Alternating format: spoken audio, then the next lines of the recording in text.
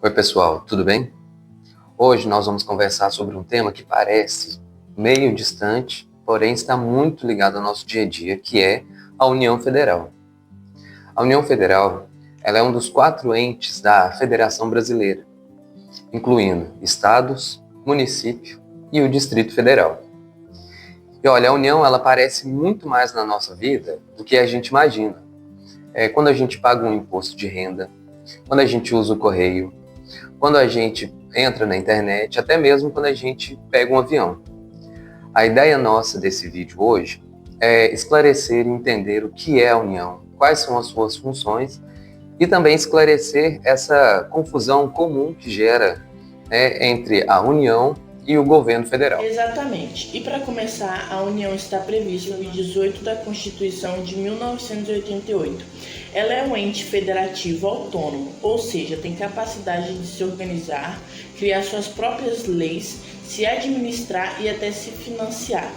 A estrutura dela é formada pelos 3 poderes: legislativo, executivo e judiciário, como a própria Constituição diz. E além disso, a União atua tanto pela administração direta, como os ministérios, quanto pela indireta, como o INSS, os Correios, a Caixa, a Petrobras, que todo mundo conhece do dia a dia.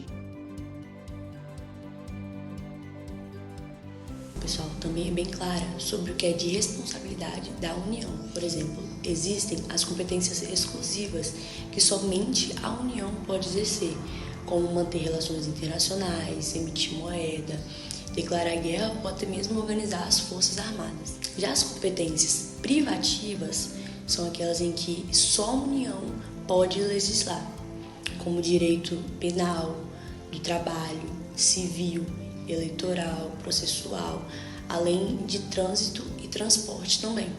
E tem ainda as competências concorrentes, em que a União cria as normas gerais e os estados podem complementar.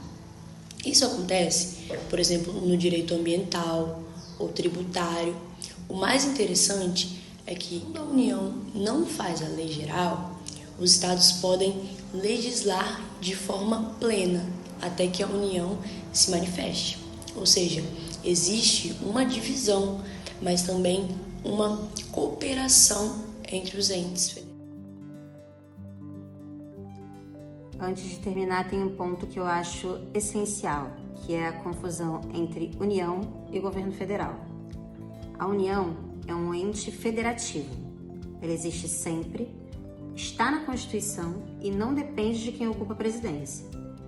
Importantíssimo para nós eleitores, assim como os eleitos, entendermos definitivamente: a cadeira é maior do que quem senta nela, uma vez que o governo federal é só a gestão do presidente e dos ministros da vez. Ou seja, a União é permanente, o governo federal vai mudar a cada eleição.